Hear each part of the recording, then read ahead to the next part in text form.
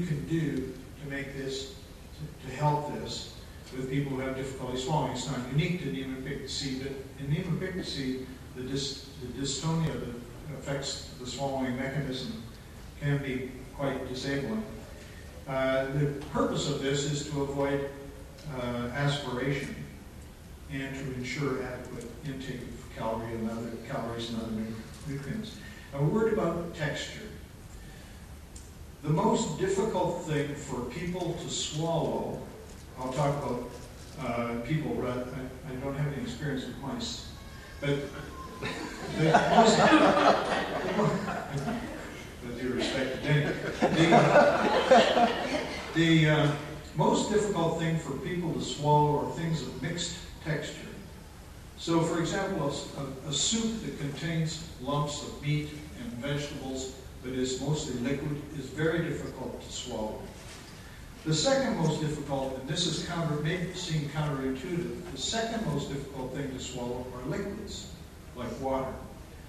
This is probably because in the swallowing process, there's a very complicated, it's actually highly represented in the cortex of the brain, for forming a bolus around whatever you've got in your mouth as you move it from the front to the back and allows the throat to grab it and move it from the back of your throat to your stomach. It's very complicated. Well, try to make a bolus of water. It's very, very difficult. So liquids are difficult to swallow. Then among the salts, there's quite a difference among solids. The most difficult solids to swallow are things like bread or meats, some meats. The things that are easiest to swallow are things that are soft, even semi-liquid. And so in people who are having difficulty swallowing, what we recommend is a semi-solid or thickened liquid diet that is of a constant texture. About timing, small feedings offered more frequently are better than large feedings infrequently. That follows. I don't have to enlarge on that.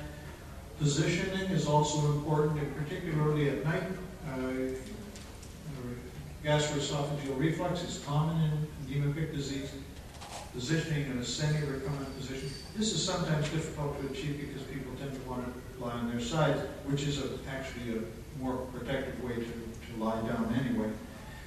As far as drugs are concerned, mention has been made. There are two classes of drugs that are useful, generally speaking. One are those that cut down on the acid in the stomach, like ranitidine, and it's inexpensive. You don't need a prescription, and it's safe. The other are those that accelerate emptying of the stomach. The names of the drugs, the trade names of the drugs are different in Canada than they are in the United States, so I'll use generics. Metoclopramide is the drug that is most commonly used to accelerate emptying of the stomach. By the way, fat slows emptying of the stomach. So if you eat a high-fat meal, you're actually increasing the risk of aspiration because the stomach it slows down the emptying process. Then a couple of words. And by the way, some of these drugs have an effect on the absorption of other drugs. So metoclopramide, for example, the one that accelerates gastric emptying of the stomach, also has an effect on the absorption of anticonvulsant drugs. So you may suddenly discover that the person put on one of these drugs develops side effects to the other drugs that they may be taking. Finally, a word about gastroscopy. We could spend all day talking about gastroscopy, because there are different ways of doing it, and the indications are, there's a lot of discussion about indications and so on. And just simply to say that for gastroscopy, it's a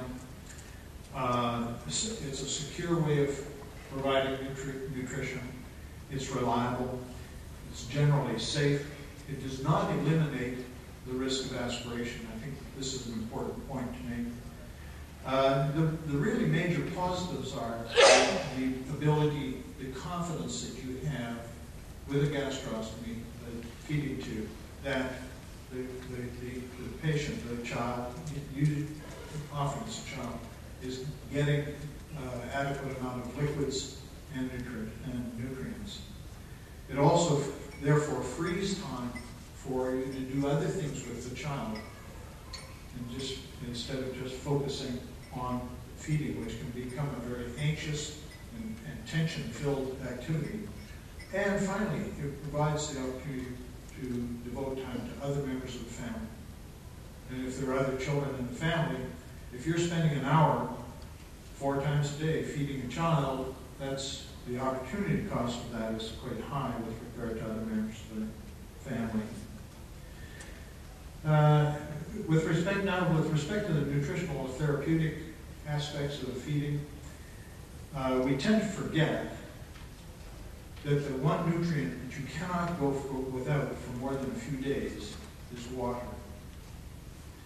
And the other thing about water is that the stimulus to drink, that is thirst, is extremely powerful and subliminal. We do it automatically. But with somebody who cannot express themselves and are not mobile enough to go and get a drink of water, we have to do their thinking for them. And so an adequate intake of water is one of the most important components of nutrition. It not only ensures an adequate water for the natural things that happen within the body, but it is one of the essential things to preventing constipation. Constipation can be a really big problem in people with Niemann-Pick disease, and a lot of the safest ways of treating the constipation rely on an adequate amount of water being present in the body, because they use the water in the body to make the stool soft. So, just a reminder, you should be aware that if your child or the person that you're looking after cannot express the fact that they're thirsty and they're not mobile enough to get their own, you have to ensure that they get enough. As far as general nutritional aspects, it's the diet for Niemann-Pick disease is not that different from a good general diet. Just a word of caution: the caloric requirements are increased, particularly in Niemann-Pick disease type A, and even with an adequate intake of nutrients and calories, children generally with type A generally lose weight and become quite wasted. Nutrition is generally divided into macronutrients, as protein, carbohydrates, and fat, and micronutrients, which is the vitamins and minerals. There's no specific difference between Niemann-Pick disease and other people. Just a couple of